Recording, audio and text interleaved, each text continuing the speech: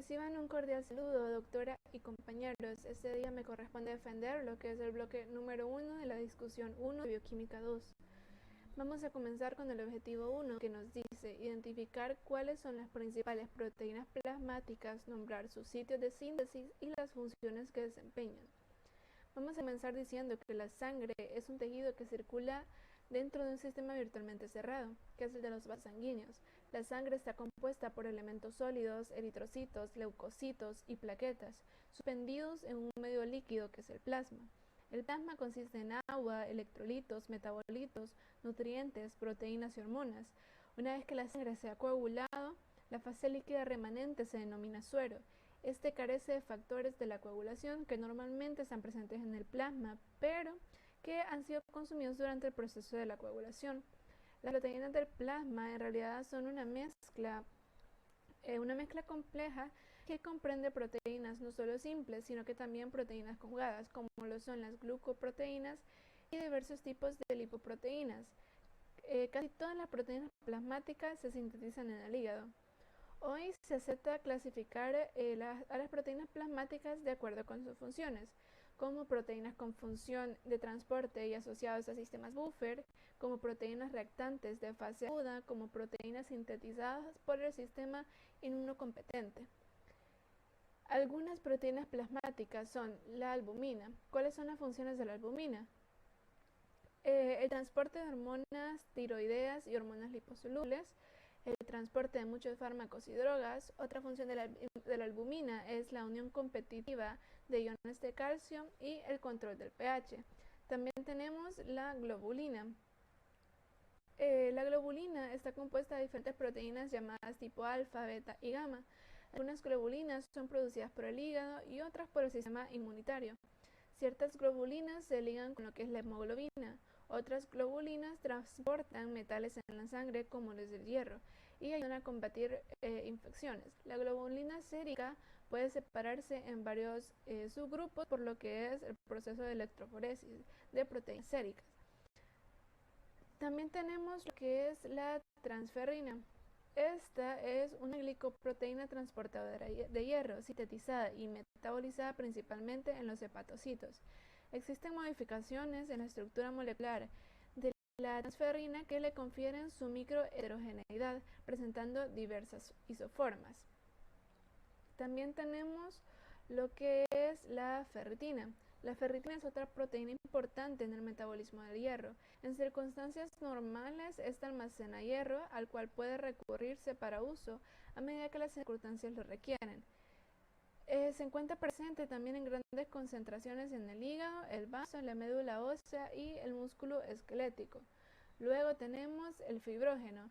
Esta es una proteína que participa en la formación de coágulos de sangre en el cuerpo. Se elabora en el hígado y forma la fibrina. La fibrina es la proteína principal en los coágulos de sangre que detiene el sangrado y que ésta sana las heridas. Algunas veces sustancias como la fibrina se pueden encontrar en la sangre y la orina en una cantidad mayor de la normal en pacientes que presentan algún tipo de cáncer u otras infecciones u otras afecciones. Medir la cantidad de estas sustancias puede ayudar a determinar si un tratamiento está funcionando o si el cáncer ha empeorado. El fibrinógeno es un tipo de marcador tumoral y es producido por el hígado, que ayuda a detener el sangrado al favorecer la formación de coágulos de sangre.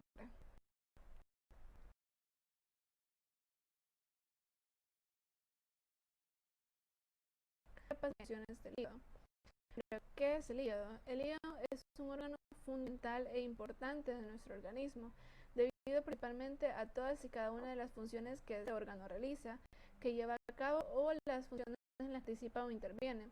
Lo encontramos situado abajo de lo que es el diafragma, concretamente o más específicamente en lo que es el lado derecho, aunque este tiende a atravesar la cavidad abdominal de forma longitudinal. Se encuentra formado por un lóbulo derecho y por un lóbulo izquierdo. El hígado está situado en la parte superior derecha de la cavidad abdominal, debajo del diafragma y por encima del estómago, el riñón derecho y los intestinos.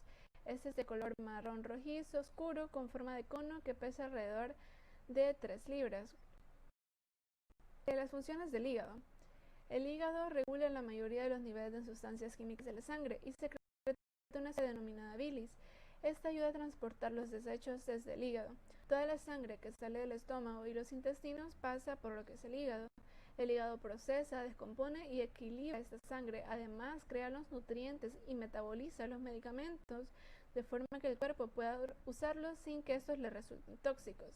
Se han identificado más de 500 funciones vitales en el hígado.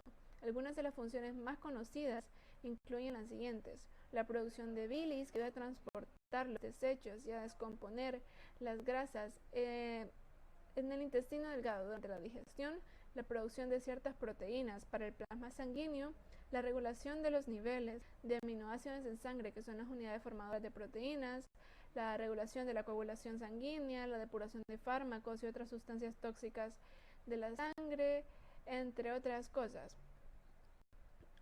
También podemos decir que el hígado actúa como depósito de sangre. El hígado es un órgano expansible y sus vasos pueden almacenar grandes cantidades de sangre. El volumen normal de sangre, tanto de las venas hepáticas como de los sinusoides, es de 450 ml, es decir, casi un 10% del volumen sanguíneo total del organismo.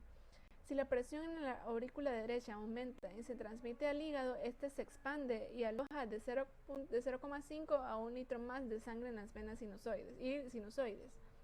Este almacenamiento de sangre adicional se produce sobre todo en casos de insuficiencia cardíaca con congestión periférica.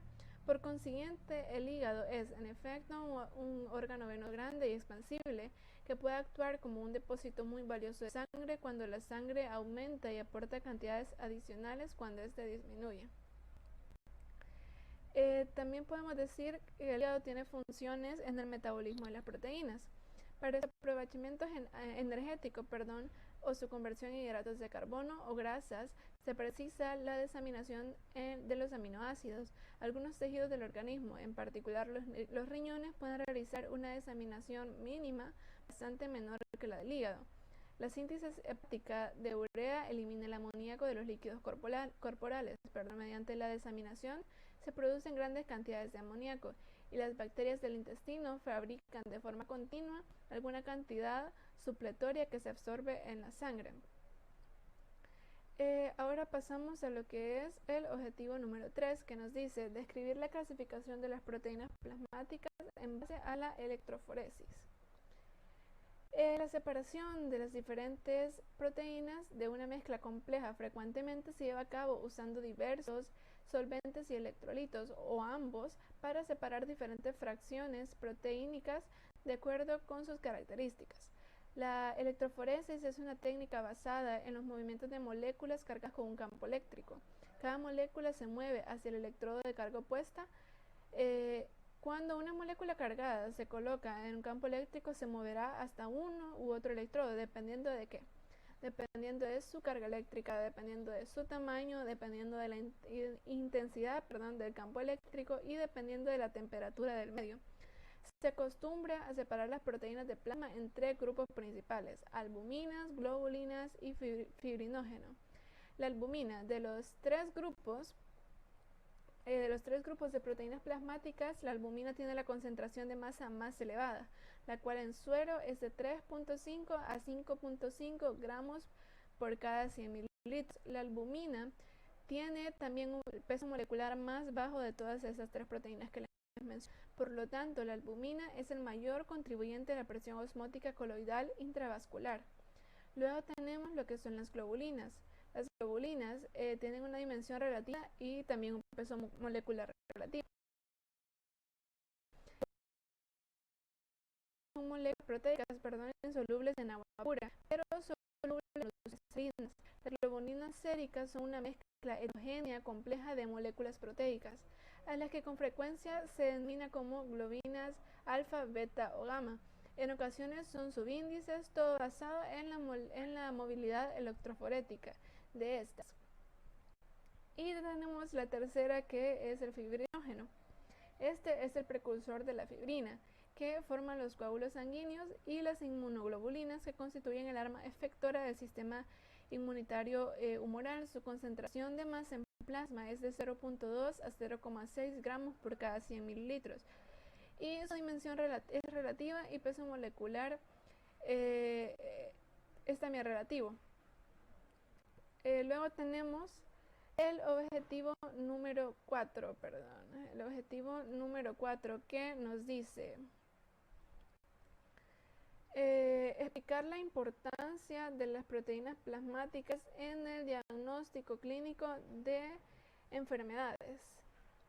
Tenemos que las proteínas plasmáticas en el diagnóstico médico.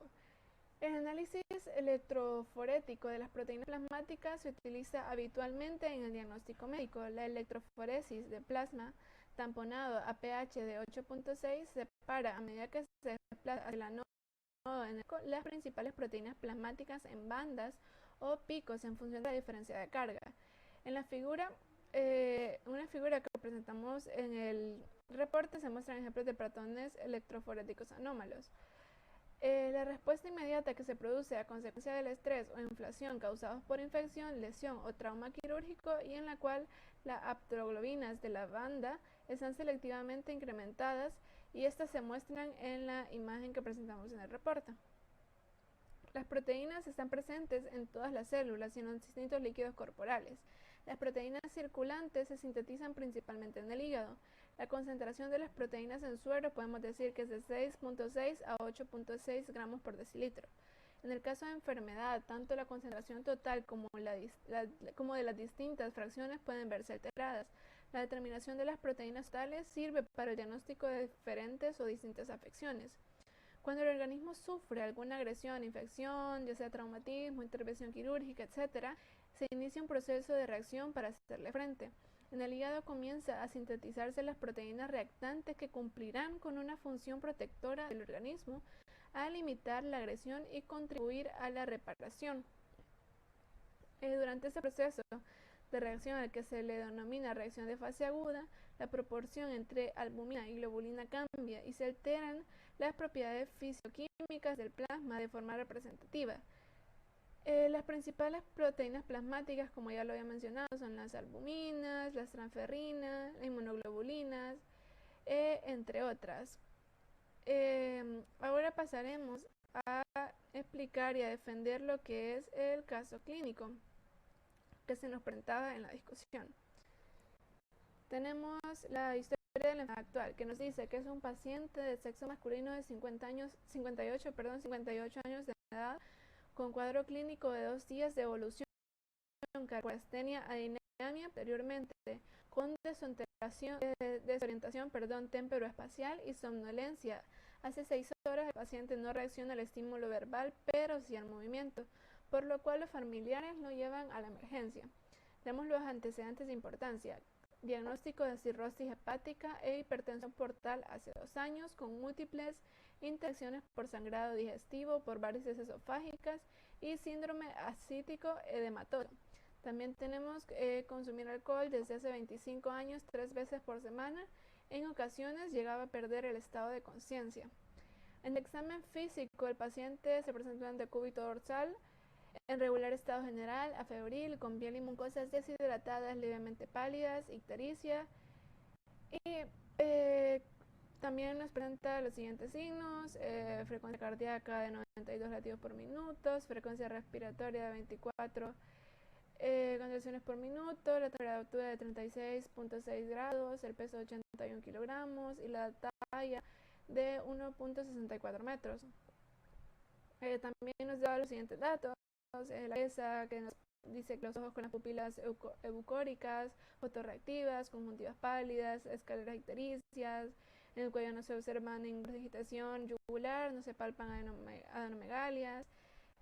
También podemos mencionar que en las flores llenada capilar menor de 2 segundos y lógicamente el paciente está desorientado, no responde a estímulos verbales, pero sí a estímulos dolorosos, no se evidencian signos de irritación meningea y focalización. Ahora se nos presentan unas preguntas para resolver el caso clínico. La primera pregunta, es ¿cuáles serían sus diagnósticos presuntivos? Los diagnósticos diferenciales de las cirrosis hepáticas con otras enfermedades hepáticas crónicas.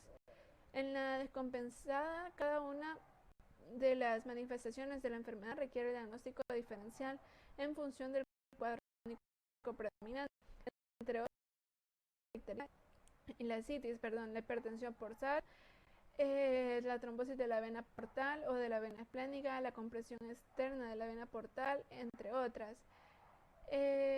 También la segunda pregunta nos dice, ¿cuáles son las causas más frecuentes de la cirrosis hepática? La cirrosis es la mayoría de las veces el resultado final de lo que es el daño crónico hepático causado por una enfermedad prolongada o crónica de lo que es el hígado. Las causas más comunes de la enfermedad crónica del hígado en los Estados Unidos son infección por hepatitis B o hepatitis C, alcoholismo y la acumulación de grasa en el hígado, cuya causa no es el exceso de consumo de alcohol, sino que está estrechamente relacionado con tener sobrepeso, tener la presión arterial alta, diabetes o prediabetes y colesterol alto. La tercera pregunta nos dice, ¿qué características bioquímicas del laboratorio que presenta un paciente con cirrosis hepática? La actividad de ALT y AST aumenta generalmente, mayormente la cantidad de AST que la de ALT en cirrosis sin inflamación activa, y en la fase terminal puede ser normal. También podemos decir que en la cirrosis descompensada, en la hiperbilirrubina, generalmente con predominio de la bilirrubina conjugada, que no cambia o se eleva de manera lenta y generalmente no llega a valores altos, excepto en las enfermedades hepáticas colestásicas. La hipoalbuminemia, concentración aumentada de amonio en el suero, hipoglucemia. Esto puede indicar insuficiencia hepática aguda, infección bacteriana o carcinoma hepatocelular, hiponatremia, hipo o hiperpotasemia. Todas estas son características que puede presentar el paciente con cirrosis hepática. La cuarta pregunta nos dice, ¿cuáles son las complicaciones de las cirrosis hepáticas? Entre sus complicaciones podemos mencionar la citis, que es la complicación más frecuente de hecho de la cirrosis y es una de las más tempranas. La fisiopatología es un poco compleja y los principales factores relacionados son la retención renal de sodio y agua, la hipertensión portal y la hipoalbuminemia. También podemos mencionar la peritonitis bacteriana espontánea, que se presenta en un 10 a 30% de los enfermos con ascitis, y esta es causada por la infección del líquido ascítico sin que exista una fuente de infección visible en la cavidad abdominal.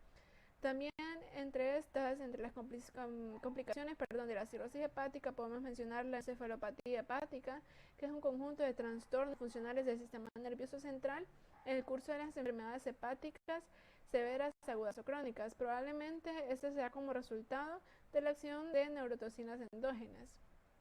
Entre otros podemos mencionar también el hiperesplenismo. Ese generalmente no requiere ningún tratamiento. Sí constituye la causa de transfusiones frecuentes de concentrado de hematíes o de plaquetas, o si la esplenomegalia es dolorosa. Esas serían algunas complicaciones de lo que es la cirrosis hepática. Luego se nos pregunta qué es el score pronóstico Child-Pugh, qué parámetros toma en cuenta y para qué sirve. Child y Turk con el objetivo de estratificar riesgo quirúrgico en pacientes con disposición portal.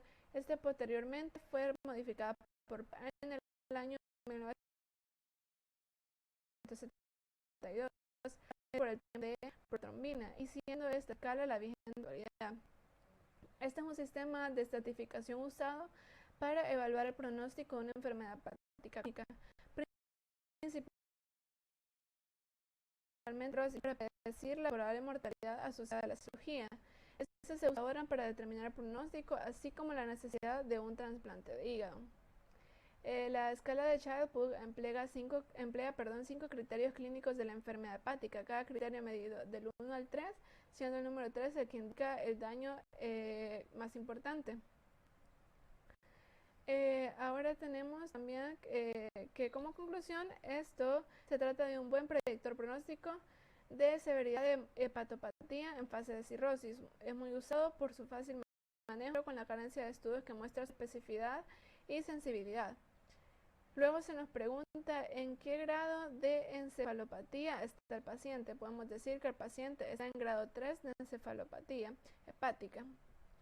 Luego se nos dice en el paciente qué factores fueron los precipitantes para que presente encefalopatía hepática. La exposición del cerebro a sustancias tóxicas por una difusión hepática que impide filtrarlas. Esta podemos decir que quizás fue uno de los factores precipitantes para que se presente la encefalopatía hepática, que en este caso la ingesta excesiva de alcohol. Cuando el hígado deja de filtrar toxinas de la sangre, estas se acumulan en los vasos sanguíneos provocando problemas al organismo. Una de las sustancias neurotoxinas que el hígado no depura y transforma en inofensiva es el amoníaco. Luego se nos pregunta, ¿qué es la peritonitis bacteriana espontánea y cómo se diagnostica? Esta es la infección del hígado ascítico que se acumula en el abdomen de los pacientes con algunas enfermedades como la cirrosis, por una o más bacterias de líquido, sin que exista infección intraabdominal alguno. La peritonitis bacteriana espontánea suele manifestarse de formas menos llamativas, como el abdominal, más bien leve, moderado, difuso, a veces acompañado de náuseas, vómitos, diarrea o estreñimiento y habitualmente sin fiebre. En otras ocasiones puede presentarse sin ningún síntoma digestivo único. Luego tenemos, ¿qué son las medidas antiamoníaco? ¿En qué consisten y para qué sirven? El amonio es un osmolito que se elimina vía la formación de glutamina, favorecida por la enzima glutamil sintetasa. De no metabolizarse por esta vía, existiría elevación de amonio y glutamina en el astrocito. Luego tenemos que cómo se explica la epistaxis en un paciente alcohólico y en caso de presentarse hematemesis, cuáles podrían ser sus causas. La epistaxis es la hemorragia nasal. La hemorragia puede variar desde un hilo de sangre a un flujo abundante y las consecuencias varían desde un malestar menor a una hemorragia potencialmente mortal. La siguiente pregunta nos dice, ¿por qué el paciente mostró niveles séricos de bilirrubina aumentado? El paciente mostró los niveles de bilirrubina alta porque presentaba enfermedades como la cirrosis hepática causadas por el exceso de alcohol, ictericia y entre otras. La siguiente pregunta nos dice, ¿el aumento de la bilirrubina sería a predominio de la directa o la indirecta? Este se da por el predominio de la bilirrubina directa causada por el daño hepático en las que hay insuficiencia de capacidad de excretar la bilirrubina. La dificultad se da en el hígado ya que se tiene una obstrucción en la vía biliar. Así que el paciente presenta predominio de la directa. La última pregunta nos dice, ¿podría usted relacionar la ingesta crónica del alcohol con la patología mostrada por el paciente? Cuando existe cirrosis, el tejido cicatrizal o fibroso no realiza ninguna de las funciones de las células hepáticas normales y ello conduce a que la persona con esta patología evolucione de manera gradual. En la mayoría de los pacientes, la progresión a la cirrosis ocurre después de un intervalo de 15 a 20 años. La cirrosis se caracteriza por la fibrosis y la formación de nódulos del hígado a una lesión crónica. A nivel gastrointestinal, la hipertensión portal puede causar ascitis, hepatoesplenomegalia y prominencia de las venas abdominales esofágicas, otras complicaciones secundarias. Los pacientes con cirrosis alcohólica mayores riesgo de sobrecrecimiento bacteriano del intestino y pancreatitis crónica. Hematológico con la anemia debido a la deficiencia de dato, anemia hemolítica. Serían los caso que se nos presentaba y sería el del bloque 1 de discusión.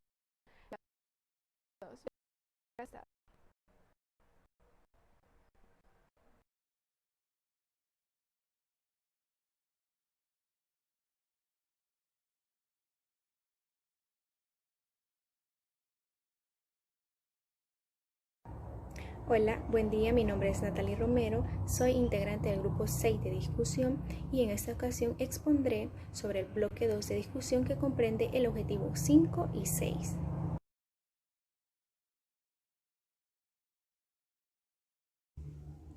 La bilirrubina es un pigmento biliar de color amarillento que resulta de la degradación de la hemoglobina de los glóbulos rojos reciclados.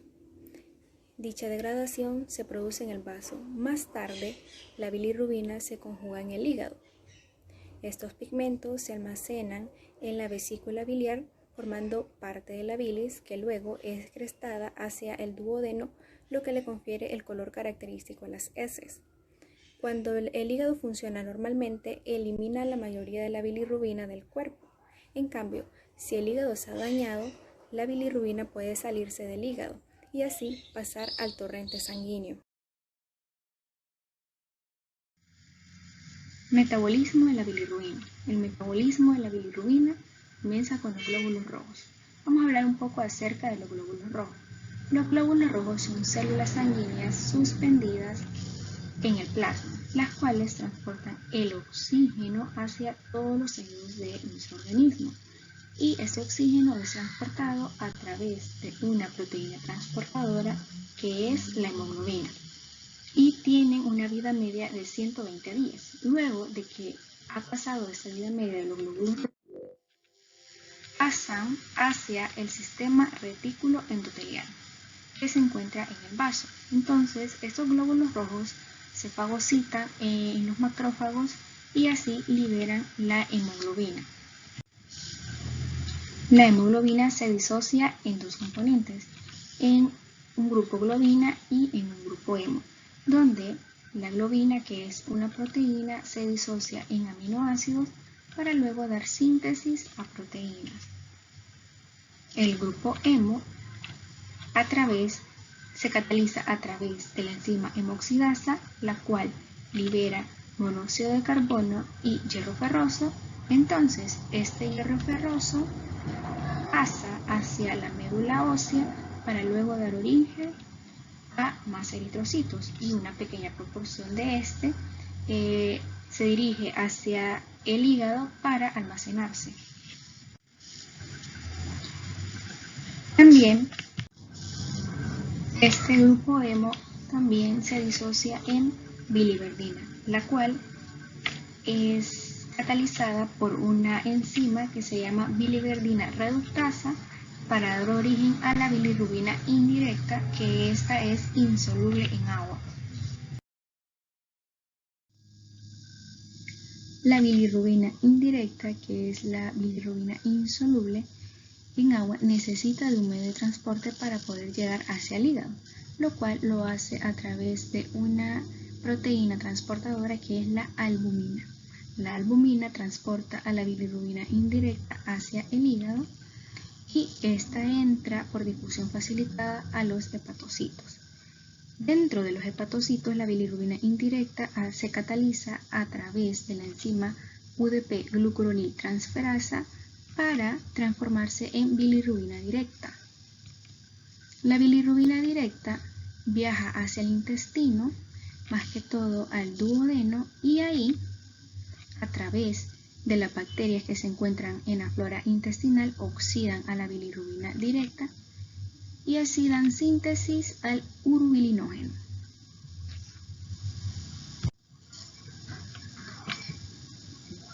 El 80% del urobilinógeno se disocia en estercobilina, y la estercobilina se elimina a través de las heces y es lo que le confiere el color característico a las heces.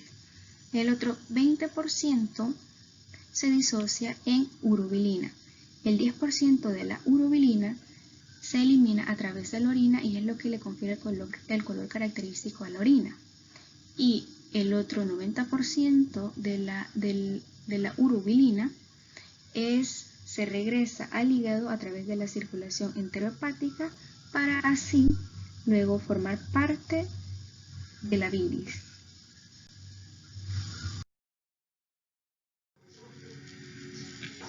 A continuación expondré sobre el objetivo 6, que es analizar los diferentes tipos de hiperbilirubinemias a predominio de directa e indirecta, mencionando enfermedades que la producen. A continuación les hablaré acerca del objetivo 6, que es analizar los diferentes tipos de hiperbilirubinemia a predominio de directa e indirecta, mencionando enfermedades que la producen. Bien, pues la hiperbilirubinemia es definida como la concentración de la bilirrubina superior al límite normal del laboratorio. La ictericia ocurre cuando la bilirrubina se hace visible en la piel, las escleras o mucosas. La concentración en cero normal en los adultos es menor de 1 a 1.5 miligramos por decilitro. Menos del 5% está presente en su forma conjugada y no hay ictericia evidente hasta que la concentración sérica excede los 3 miligramos por decilitro. La ictericia es una de las presentaciones más comunes de los pacientes con enfermedades hepáticas y biliares. La causa puede ser establecida en la mayoría de los casos con pruebas no invasivas. pero muchos pacientes pueden requerir la referencia al especialista para su manejo.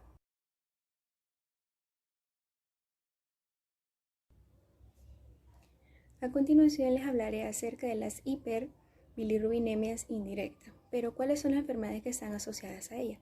Principalmente tenemos la ictericia, la cual constituye la traducción clínica de la acumulación de pigmento biliar en el organismo que confiere a la piel y a las mucosas una coloración amarillenta.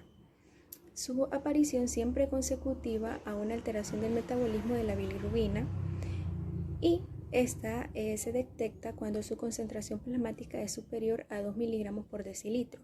Cuando es incipiente se detecta mejor en el paladar o en las conjuntivas. A continuación les hablaré acerca del síndrome hemolítico. En la hemólisis existe un exceso de producción de bilirrubina no conjugada debido a la destrucción intravascular o extravascular de hematíes circulantes. Los valores de bilirrubina no acostumbran a superar los 4 miligramos por decilitro. El diagnóstico suele ser fácil en presencia de anemia, reticulocitosis, hipersidiremia, disminución de los valores plasmáticos de aptoglobulina, proliferación de eritroblástica de la médula ósea y la vida media de los hematíes. Las transfusiones de grandes cantidades de hematíes o la reabsorción de hematomas también pueden ocasionar hiperbilirubinemia no conjugada. Síndrome de Gilbert, esta también entra entre las hiperbilirubinemias no conjugadas, pues se define como un trastorno familiar benigno con un aumento muy moderado de la bilirrubina no conjugada que es menor a 5 miligramos por decilitro, no cursa con hemólisis y la función y la biopsia hepática son absolutamente normales. Es muy frecuente y afecta del 2 al 5% de la población. Se hereda de forma autosómica recesiva y se ha imputado a una mutación en el gen promotor de la glucuroniltransferasa, que ocasiona un descenso notable de la actividad enzimática. La sospecha diagnóstica se establece tras la exploración médica de rutina o cuando se realiza un análisis de sangre por otro motivo. La ictericia es muy moderada e intermitente y puede ser más evidente durante un proceso infeccioso, el embarazo o incluso durante el periodo menstrual. El ayuno prolongado favorece el aumento de la bilirrubina no conjugada. El diagnóstico se basa en el aumento moderado de la bilirrubina no conjugada, la ausencia de hemólisis y la normalidad rigurosa de la función hepática. Esta hiperbilirrubinemia se puede confirmar mediante la prueba del ayuno, que es conocida como la dieta FAMIS de 24 horas, en la que se observa un aumento de la bilirrubina no conjugada del 50% por encima del valor normal.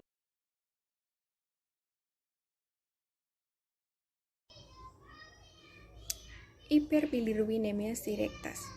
Habitualmente la hiperbilirubinemia de predominio directo es causada por enfermedades hepáticas en las que hay insuficiente capacidad de excretar la bilirrubina.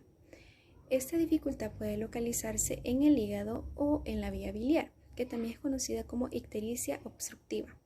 Dentro de las causas más frecuentes de hiperbilirubinemia directa se encuentra hepatitis aguda. Una hepatitis aguda viral o de otra causa puede producir elevaciones de bilirrubina por daño en los hepatocitos. También tenemos la obstrucción biliar. Cualquier factor que obstruya la vía biliar puede asociarse a hiperbilirubinemia directa. En estos casos se eleva también la fosfatasa alcalina y la gamma-glutamil transpeptidasa. Otras enfermedades relacionadas son el síndrome de Rotor. Se trata de un trastorno muy poco frecuente de tipo familiar de herencia autosómica recesiva y que se caracteriza por un aumento de la bilirrubina conjugada de tipo fluctuante. Los pacientes están asintomáticos. El aclaramiento de la bromosulftaleína es normal. Existe un incremento en la eliminación urinaria de coproporfirinas, con un ligero aumento de la proporción del isómero 1 frente al isómero 3. Esto ha sido todo. Muchas gracias por su atención. Buenas noches, doctora Guatemala. Mi nombre es Marcos Tulio Segovia Hernández y este día voy a desarrollar los objetivos 7, 8 y 9 de la discusión del grupo número 1, cirrosis hepática. El objetivo número 7, recordar las características físico-químicas del etanol y su proceso de absorción y oxidación en los sistemas del alcohol deshidrogenasa, el sistema MEO por su sigla en inglés y la catalasa. Comenzamos con las propiedades físico-químicas del etanol. Tenemos que su fórmula es C2H6O, lo podemos ver en esta representación tridimensional de la molécula de etanol. Es un alcohol primario, es incoloro y volátil, tiene un bajo peso molecular, para ser específicos de 46.7, es levemente polar por su grupo hidroxilo, el cual le da las propiedades de ser soluble en casi todos los líquidos. Este grupo hidroxilo es el que explica su hidrosolubilidad, ya que es el que le permite formar puentes de hidrógeno con el agua. Por la oxidación del etanol se pueden obtener de 7 a 7.1 kilocalorías por gramo. Es por eso que es utilizado como combustible, aunque en el organismo es un combustible vacío, ya que no da ningún aporte nutritivo. Es altamente hidrosoluble, como lo habíamos mencionado, debido a su grupo hidroxilo, el cual le permite formar puentes de hidrógeno con el agua, y también es liposoluble, o sea, se disuelve en grasa. Su punto de fusión es de menos 114.5 grados Celsius y su punto de ebullición es de 78.5 grados centígrados, un punto bastante elevado. Su densidad es de 0.789 gramos por centímetro cúbico a 20 grados centígrados y reacciona ante bases fuertes. Ahora bien, el proceso de absorción del etanol. Cuando el alcohol es consumido, pasa a través del tubo digestivo y llega al estómago. En el estómago se da el 20% de su absorción.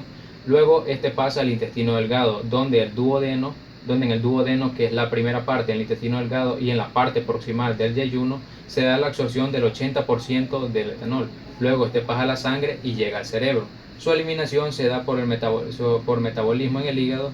Luego las sustancias restantes son filtradas a través de los riñones y pasan a la vejiga. Luego en la vejiga se llena más de lo normal y luego son excretadas por ella. Y una pequeña parte es eliminada por la respiración.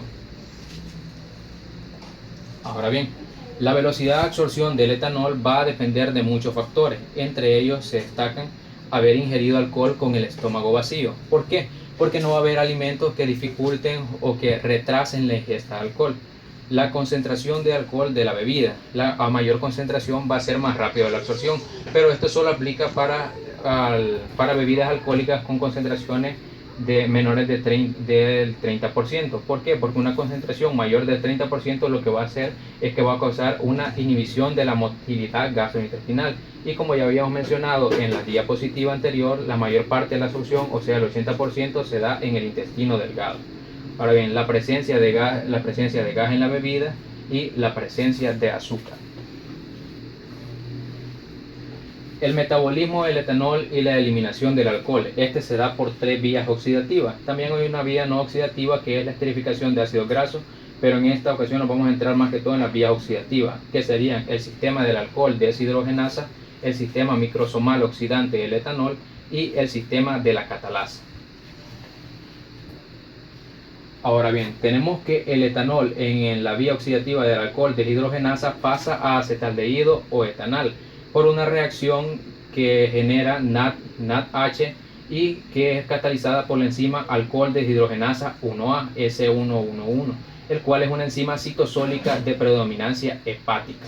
Luego el acetaldehído ingresa en la mitocondria por un mecanismo que no es perfectamente conocido aún, y por la acción del aldehído deshidrogenasa que encuentra en mitocondria hepática pasa a acetato. Ahora bien, tenemos que el paso de etanol a acetato por enzimas dependientes de NAD que generan NADH también puede ser llevado a cabo por la alcohol deshidrogenasa y por la aldehído deshidrogenasa dependientes de NADPH.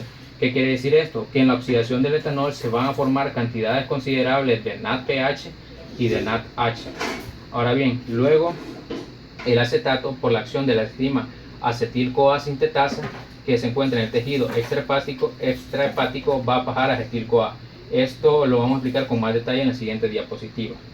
Ahora bien, el siguiente sistema sería el sistema oxidante microsomal del etanol, por su sigla en inglés MEO, que sería Microsomal Ethanol Oxidative System.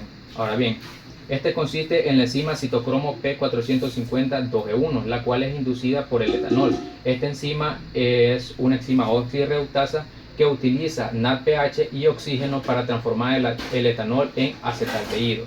Luego tenemos el último sistema, que sería el sistema de la etanol peroxidasa, el cual se da en los peroxisomas. Este sistema utiliza el peróxido de hidrógeno para transformar el etanol en acetaldehído. Ahora bien, algo que agregar al sistema oxidante microsomal del etanol es que este se da en el citosol del retículo endoplasmático liso. Ahora bien, ¿cuál es lo que tienen en común la vía del alcohol deshidrogenasa, el sistema MEOS y el sistema de la catalasa, que sería la etanol peroxidasa? Que todos convergen en acetaldehído, como podemos observarlo aquí. Ahora bien, otro que cabe mencionar sería de la vía no oxidativa, que sería la esterificación de ácidos grasos, en el cual el etanol se combina con los ácidos grasos para formar ésteres de etanol con ácidos grasos, los cuales van a ser posteriormente metabolizados. Otra enzima que forman parte de este proceso y que cabe mencionar sería la acetil-CoA hidrolasa, la cual transforma la acetil-CoA en acetato. Como había mencionado, en la oxidación del etanol se producen cantidades importantes de NADH. Este NADH lo que va a hacer es estimular la acetil-CoA hidrolasa, haciendo que la acetil-CoA pase a acetato y no se metabolice en el ciclo de Krebs, no haga la cetogénesis, no haga la síntesis de colesterol y la síntesis de ácidos grasos. Ahora bien, lo que mencionamos en la diapositiva anterior, el etanol llega al hepatocito por circulación portal, ingresa en el hepatocito y ahí el etanol, por cualquiera de las tres vías oxidativas, ya sea el alcohol deshidrogenasa, ya sea el sistema MEO o ya sea el sistema de las catalasas, se transforma en acetaldehído. Luego este acetaldehído entra en la mitocondria y por acción del aldehído deshidrogenasa, que es una enzima dependiente de NAD que genera NADH, se transforma en acetato. Luego este acetato se transformaría en acetil-CoA, pero la acetil-CoA sintetasa no tiene una actividad poca dentro de la mitocondria. Entonces, ¿qué va a suceder? El acetato va a salir del tejido hepático y va a ser favorecido su salida por la acción de la enzima acetil-CoA hidrolasa, que como habíamos mencionado es estimulada por NADH. Entonces el acetato sale del hepatocito e ingresa en el tejido extrahepático. Aquí sí, la acetil-CoA sintetasa, que tiene una mayor actividad que en el hepatocito, va a transformar el acetato en acetil-CoA. Luego este acetil-CoA por una reacción se va a convertir en dióxido de carbono y en la reacción se va a generar NADH y FADH, los cuales van a entrar en la cadena respiratoria para proporcionar energía. También el acetil-CoA puede ingresar en el ciclo de Krebs, liberando NADH, luego este NADH entra en la cadena respiratoria y se producen ATP. También el acetil-CoA puede transformarse en malonil-CoA y sintetizar ácidos grasos. Esto lo veremos más adelante. Ahora bien, el objetivo 8 es explicar cuál es el efecto de la ingesta crónica de etanol sobre el estado del hígado, el hígado graso, lo que es la hepatitis y la cirrosis. Bien. Tenemos que el hígado se encarga de metabolizar lo que es el 80% de la absorción del alcohol. Entonces, por eso es de los órganos que más sufren los efectos nocivos del alcohol, desarrollando lo que es hepatopatía alcohólica, la cual consiste en una serie de lesiones que son tres fundamentalmente, que serían el hígado graso, la hepatitis y la cirrosis. Ahora bien, el hígado graso es el primer estadio, luego pasa a una hepatitis alcohólica por una inflamación y por último lo que es la fibrosis del tejido hepático, la fibrosis del tejido hepático conocida como cirrosis. Tenemos que en el tejido hepático, como habíamos dicho, el 80% absorbido en el intestino, luego el 90% del alcohol absorbido es metabolizado por el intestino por unas células llamadas hepatocitos. Estos hepatocitos lo que hacen es que oxidan el etanol a acetaldehído, el cual es principalmente la causa de la mayoría de los daños que causan. Por ejemplo, el acetil-CoA lo que hace es que estimula el sistema inmunitario, luego la estimulación produce que se activen las sustancias inflamatorias y estas lo que hacen es que degradan y degeneran los hepatocitos. Ahora bien, tenemos que para evitar la mayoría de estas patologías lo mejor es la abstinencia de alcohol, pero ahora bien, en casos como lo que es el hígado graso, que más adelante también lo explicaremos desde un punto de vista bioquímico, el hígado graso tiene un tratamiento el cual puede reducir su daño y si se abstiene de la ingesta de alcohol, puede llegar a mejorar, pero en el caso de la cirrosis, en el cual se da la fibrosis del tejido hepático, es un daño irreversible. Solo se puede disminuir, pero no se puede suprimir el daño causado, y tampoco las próximas enfermedades que puede tener, ya sea como cáncer, como encefalopatía, ascitis, etc.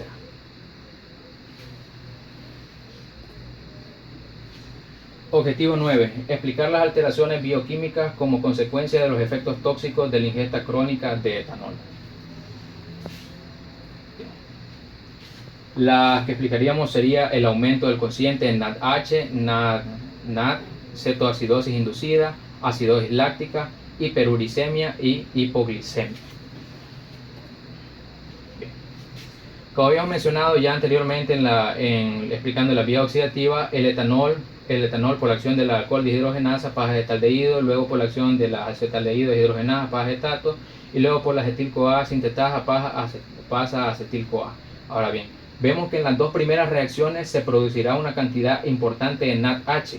Este NADH lo que va a hacer es que va a favorecer el paso de piruvato a lactato, y esto explica uno de los principales síntomas de la ingesta crónica de alcohol, que sería la hiperlactosidosis o acidosis láctica, que es una acidosis metabólica provocada por el aumento de la producción de ácido láctico. Ahora bien, que este piruvato se transforme en lactato quiere decir que no va a entrar en la vía gluconeogénica. ¿Por qué? Porque sabemos que el piruvato, por la acción de la piruvato carboxilasa mitocondrial, puede transformarse en oxalacetato. Ahora bien, al no transformarse en oxalacetato, toda la vía gluconogénica entra el paro, y por cual lo que se da en pacientes con una ingesta crónica de alcohol, lo que es la hipoglicemia. ¿Por qué? Porque de alguna manera la disminución de la actividad de la piruvato carboxilasa disminuye la gluconeogénesis, y al disminuir la gluconeogénesis disminuye la glucemia en sangre a valores menores de 70 miligramos por decilitro en sangre. Ahora bien, también la mayor producción de ácido láctico me va a inhibir la eliminación de ácido úrico, causándome la hiperuricemia. Ahora bien, como había mencionado también, el NADH lo que hace es estimular la acetil-CoA hidrolasa, haciendo que la acetil-CoA pase a acetato. Ahora bien, debido al proceso oxidativo vamos a tener una cantidad importante de acetil-CoA. Este acetil-CoA no va a poder entrar debido a las cantidades mínimas de oxalacetato, ya que el piruvato no pudo convertirse en oxalacetato por la acción de la enzima piruvato carboxilasa. Este acetil-CoA no va a poder ingresar en el ciclo de Krebs, y al no poder entrar en el ciclo de Krebs no le va a quedar otra salida más que desarrollar cuerpos cetónicos. Ahora bien, el etanol actúa como un inhibidor del factor papar alfa. Este factor papar alfa lo que hace es estimular la malonil-CoA descarboxilasa. Ahora bien, el etanol también tiene otra acción particular, que estimula una fosfatasa. La fosfatasa lo que hace es que desfosforila una proteína quinasa dependiente de AMP. Ahora bien, esta proteína quinasa, cuando está fosforilada, lo que hace es que activa el pasaje de la proteína ligadora de elementos de respuesta de carbohidratos, la cual se fosforila. Ahora bien, al estar esta proteína ligadora de elementos de respuesta de carbohidratos, es un factor de transcripción. Lo que hace es que estimula la expresión de la acil-CoA glicerol fosfato aciltransferasa, estimula la ácido graso sintetasa y estimula la acetil-CoA carboxilasa. ¿Cuál es la importancia de estas tres enzimas? Que estas tres enzimas son las que conducen a la síntesis de ácidos grasos y de triacilgliceroles. Entonces, la acetil-CoA, entonces, ¿qué es lo que hace el etanol? Que inhibe que la proteína ligadora a elementos de respuesta de carbohidratos se fosforile, y al no fosforilar lo que produce es que activa estas tres enzimas.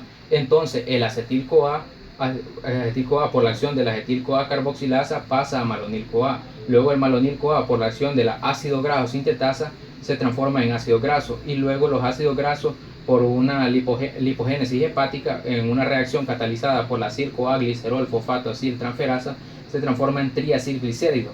El problema es que la cantidad de triacilglicéridos es tan grande que supera a la exportación. Entonces estos triacilglicéridos lo que van a hacer es producir VLDL, que VLDL son proteínas de muy baja densidad.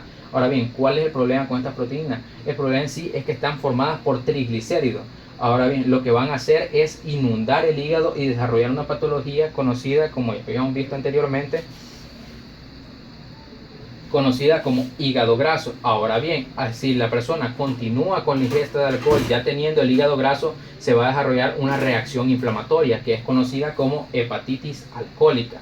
Ahora bien, si la hepatitis alcohólica es como el preestadio de la cirrosis, si se continúa la ingesta de alcohol, se llega a desarrollar lo que es la cirrosis, la cual es la formación de tejido fibroso en la glándula hepática, el cual es un daño irreversible y viene acompañado de un cuadro de desorden alimenticio y desórdenes metabólicos provocados y propiamente característicos de la disfunción hepática. También cabe agregar que la malonil-CoA es un regulador alostérico negativo de la síntesis de ácidos grasos por beta oxidación, lo cual aumenta la cantidad de ácidos grasos. Ha sido todo por mi participación. Gracias.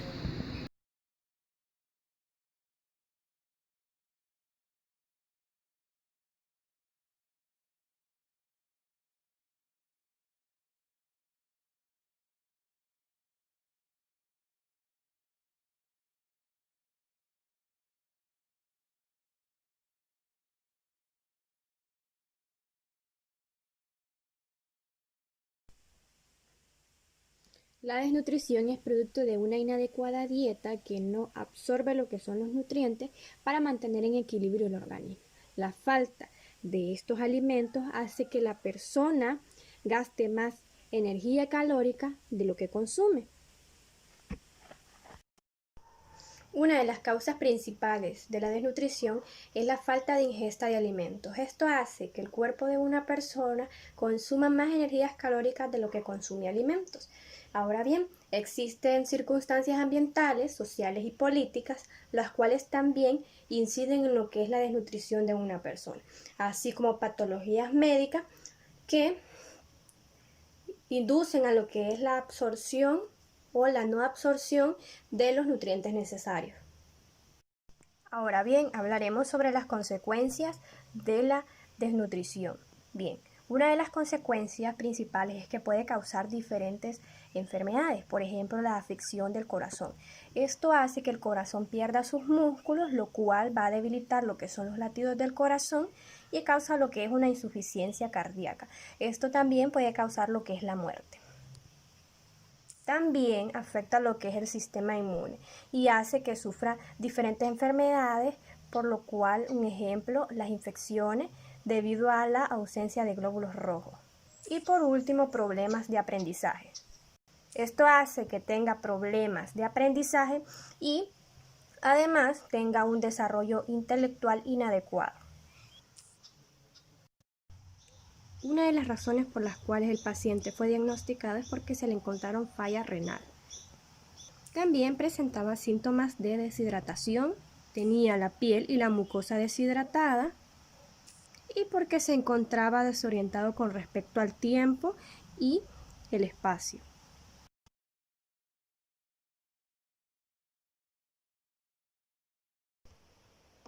La razón por que el paciente presentaba epistaxis es porque el hígado es un órgano que participa en la síntesis de factores como procoagulantes, anticoagulantes y fibrinolíticos. Entonces, un paciente que tiene cirrosis hepática pierde lo que es el balance de la coagulación y es por eso que él presentó sangrado por mucosa o también puede presentar sangrado por otros órganos u otros tejidos.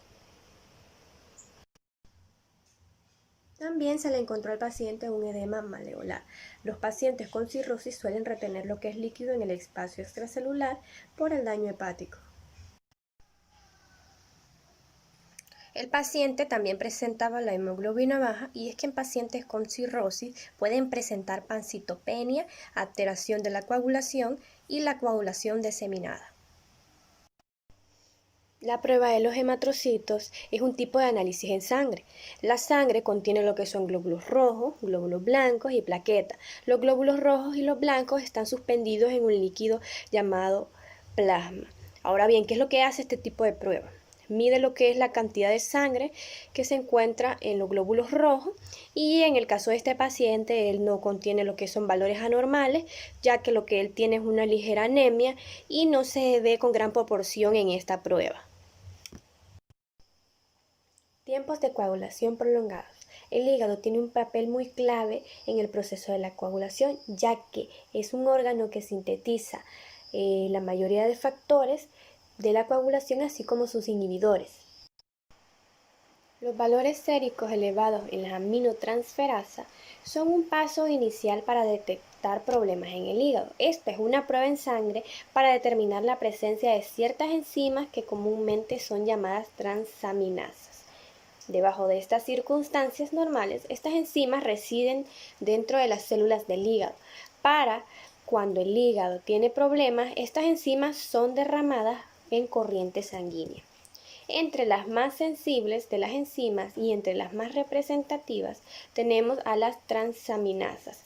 Ellas comprenden a las aminotransferasa de aparato y la aminotransferasa de alamina.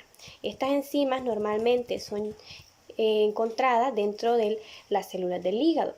Si el hígado está en algún problema, estas células derraman enzimas en corriente sanguínea, elevando niveles de estas enzimas en sangre y siendo un indicador de problema que puede existir. Ahora bien, las transaminasas catalizan reacciones químicas en las cuales un grupo de aminos es transferido de una célula donadora a una molécula del recipiente. La hipoalbuminemia es una condición clínica en la cual existe una disminución en los niveles serios de la albúmina. La albúmina es una principal proteína de la circulación responsable de un 60% de masa proteica de plasma. La disminución de la función hepática en la cirrosis hepática produce una disminución de albúmina que pueden ser marcadas y asociarse a un edema de extremidades y ascitis.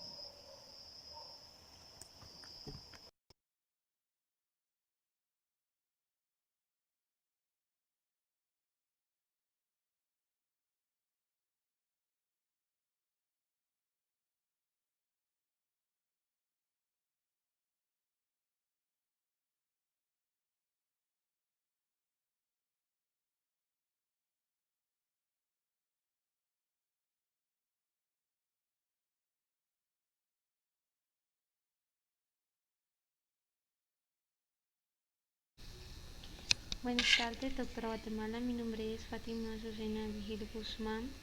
El tema es cirrosis hepática y lo voy a explicar el bloque número 5, objetivo 12. Explicar cuáles son las implicaciones del consumo de alcohol junto con otras drogas y su relación con la función mental y coordinación motora.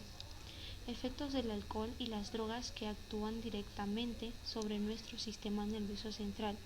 Cerebelo. El alcohol puede disminuir los reflejos, el alcohol puede dañar el cerebelo y provocar la pérdida de equilibrio, por lo que la persona puede caminar tropezándose o obtener problemas para agarrar las cosas por estar temblando. También puede afectar las alteraciones cognitivas como la memoria y nuestra forma de sentirnos emocionalmente. El hipotálamo, esta área controla los procesos involuntarios tales como la respiración y mantener la temperatura corporal. Al beber alcohol en exceso se puede llegar a un momento en que la médula se cierra y presenta un estado de coma. El hipocampo, el alcohol, etanol en bebida. Se distribuye en todo el organismo, afecta a casi todos los sistemas y modifica prácticamente todo proceso neuroquímico que tiene lugar en el cerebro. Esta droga posiblemente exacerba la mayor parte de los trastornos médicos, afecta casi todo, a cualquier fármaco metabolizado en el hígado y temporalmente simula varios trastornos médicos como por ejemplo la diabetes y psiquiátricos como por ejemplo la depresión. Drogas mezcladas con alcohol. Se encuentran las depresoras que producen un funcionamiento más lento del cerebro, lo adormecen. Pueden provocar desde desinhibición hasta el coma. En este grupo se encuentra el alcohol, la heroína y la morfina. estimulantes aclaran el funcionamiento del cerebro, quitando el sueño, provocando que estés muy activo e inquieto. Algunos ejemplos son las anfetaminas y la cocaína, y también la nicotina del tabaco o la cafeína. Perturbadora, alteran el funcionamiento del cerebro y pueden producir, entre otras cosas, alucinaciones, hacer que veas, huelas, escuches o sientas cosas que en realidad no hay. Esto puede pasar con las setas, LSD, éxtasis y marihuana. Otros ejemplos son los tranquilizantes. La mezcla de alcohol con tranquilizantes conlleva un alto riesgo de potenciación de efectos depresivos, enlentecimiento del sistema cardíaco, depresión, respiración y pérdida del conocimiento. Cocaína. La mezcla de cocaína y alcohol hace que se contrarresten los efectos de ambas sustancias. Una droga es excitante y el alcohol es depresor, lo que da deseos de consumir más y exponerse a mayores riesgos. La marihuana, el alcohol mezclado con marihuana o María o THC o cannabis a bajas dosis son manejables, pero en dosis altas hay riesgos de vómitos, mareos y paranoias. Opiáceos, el consumo de alcohol junto con heroína o morfina, o sea, opiáceos, potencia los efectos depresores, el enlentecimiento de la respiración y del ritmo cardíaco. Enfermedades asociadas, el síndrome amnésico, psicosis de Korpasov. Se trata de un síndrome en el cual hay un deterioro notable y persistente de la memoria. Para hechos recientes y la memoria remota se afectan en algunas ocasiones mientras está conservada la capacidad de evocación de recuerdos inmediatos. También está presente un trastorno de la orientación en el tiempo, con dificultades para ordenar cronológicamente acontecimientos del pasado y una disminución de la capacidad para aprender nuevas cosas. La demencia inducida por el alcohol, deterioro y demencia alcohólica. La progresión de la demencia alcohólica implica la afectación con carácter irreversible de las capacidades intelectuales, memoria, juicio crítico, hábitos higiénicos y estéticos, recreativos y laborales, pensamientos abstractos y respuestas emocionales, con la consecuente desestructuración de la personalidad original.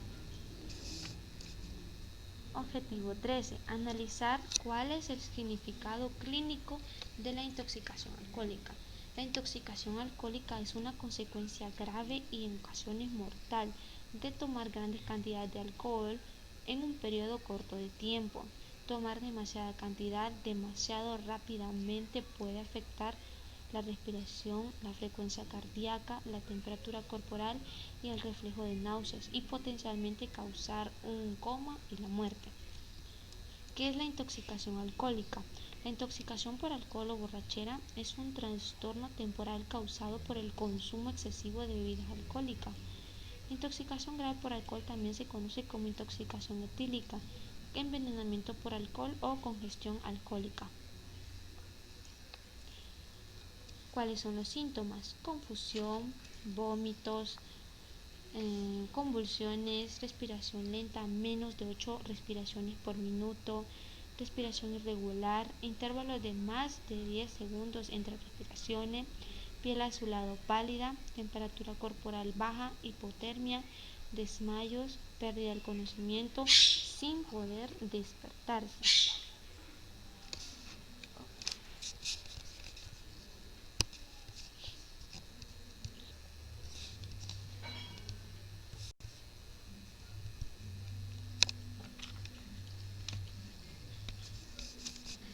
Complicaciones de una intoxicación alcohólica. Ahogamiento. El alcohol puede producir vómitos, dado que reduce tu reflejo de náusea. Aumenta el riesgo de ahogarte en tu vómito si estás desmayado. Interrupción de la respiración. Inhalar vómito accidentalmente a los pulmones puede producir una interrupción peligrosa o mortal de la respiración. Deshidratación grave. Vomitar puede causar deshidratación grave, lo que produce presión arterial peligrosamente baja y frecuencia cardíaca acelerada. Convulsiones. El nivel de azúcar en sangre puede bajar tanto que se producen convulsiones. La hipotermia. Tu temperatura corporal puede bajar tanto que produce un paro cardíaco. Latidos del corazón irregulares. La intoxicación alcohólica puede hacer que el corazón lata irregularmente o incluso que se detenga. Daño cerebral. El alcoholismo puede causar daño cerebral irreversible. Muerte. Cualquiera de los problemas anteriores puede causar la muerte. Objetivo 14. Interpretar el proteinograma en la cirrosis hepática y síndrome nefrótico. La electroforesis de las proteínas del suero o proteinograma es un método semicuantitativo de análisis de las proteínas frecuentemente solicitado a muchos laboratorios clínicos. Cirrosis hepática. ¿Qué es? La cirrosis hepática es la fase final de la enfermedad hepática crónica con fibrosis, o sea, endurecimiento del hígado, que ocasiona el mal funcionamiento del mismo y sus complicaciones por la dificultad de pasar la sangre a través del mismo, como aumento de presión en la vena porta, lo que ocasiona las principales complicaciones de la misma, que son la hemorragia digestiva por varices esofágicas y gástricas, la acumulación de líquido sobre todo en el abdomen, ascitis y piernas, y los episodios de desorientación, encefalopatía por la intoxicación de la sangre al no pasar por el filtro del hígado. Existen otros tipos de complicaciones muy graves como la peritonitis bacteriana espontánea, infección de la citis, el síndrome hepatorrenal o el síndrome hepatopulmonar. Las causas principales de la enfermedad son el abuso de alcohol, la hepatitis vírica tipo B o C, y menos frecuentes otras causas como enfermedades autoinmunes o hereditarias, ciertos medicamentos tóxicos, y últimamente se está relacionando con la acumulación de grasa en el hígado, asociado sobre todo a la obesidad, a la diabetes tipo 2, el aumento de grasa en sangre y la vida sedentaria. Factores de riesgo: tu peso y contextura, tu salud en general, si has comido recientemente, si combinas alcohol con otras drogas, el porcentaje de alcohol que contienen las bebidas que tomas, el índice y la cantidad de alcohol que consumes y el nivel de tolerancia. Consumir demasiado alcohol. El consumo excesivo del alcohol es un factor de riesgo de la cirrosis. Tener sobrepeso, ser obeso aumenta el riesgo de padecer enfermedades que pueden causar cirrosis, como esteatosis hepática o esteatohepatitis no alcohólica. Padecer hepatitis viral. No todas las personas con hepatitis crónica desarrollarán cirrosis, pero es una de las causas principales de enfermedad hepática a nivel mundial. El síndrome nefrótico.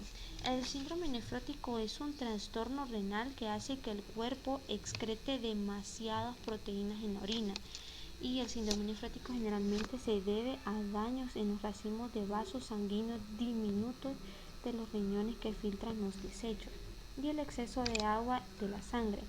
La afección causa hinchazón, particularmente en los pies y los tobillos, y aumenta el riesgo de otros problemas de salud. El tratamiento del síndrome nefrótico incluye el tratamiento de la afección que lo causa y el uso de medicamentos. El síndrome nefrótico puede aumentar el riesgo de infecciones y coágulos sanguíneos. Conclusión: es importante conocer el estado, ya sea normal o intoxicado del alcohólico, para tratar sus síntomas y comorbilidad que suele afectar al hígado, desencadenando problemas hepáticos, con la cual uno de los más importantes es la cirrosis hepática, y a los riñones, que dañan los glomérulos, consecuencias clínicas como el síndrome nefrótico. Por lo tanto, es muy importante cuidar nuestro organismo. Gracias.